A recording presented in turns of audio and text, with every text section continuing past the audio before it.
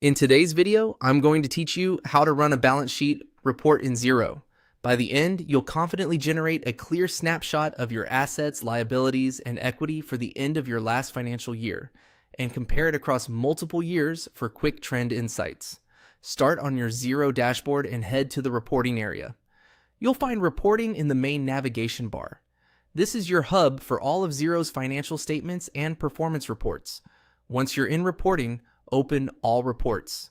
This view shows the full library, neatly grouped so you can quickly locate what you need. From there, choose Balance Sheet. The balance sheet is a point-in-time report that answers a simple but critical question. What does the business own? What does it owe? And what's left over for the owners on a specific date? It's essential for understanding financial position, meeting compliance needs, and preparing for discussions with lenders or advisors. On the balance sheet screen, set the report date. Choose End of Last Financial Year from the Date field. This automatically selects the final day of your financial year as defined in your Xero settings, which is perfect for year-end reviews and closing procedures. If your fiscal year doesn't match the calendar year, Xero will still use your organization's configured year-end, so you're looking at the correct cutoff. Next, use the Compare With option to add historical context.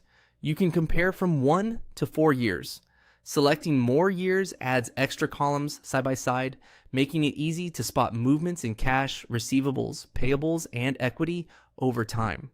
Pick the number of years that's most relevant for your analysis. Keep in mind that a wider comparison provides richer insight, but also creates a broader report, so choose the view that fits your screen and your needs.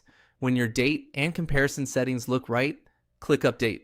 Xero will refresh the report with your selections. You'll see assets at the top, liabilities in the middle, and equity at the bottom. The totals should balance, meaning assets equal liabilities plus equity. Use this layout to quickly confirm cash positions, outstanding customer and supplier balances, and how profits have accumulated in retained earnings. If something seems unusual, the date and comparison range are the first places to double check. That's all there is to it.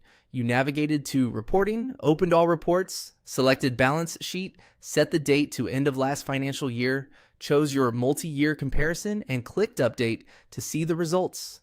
Thanks for watching, and now you know exactly how to run a balance sheet report in Xero.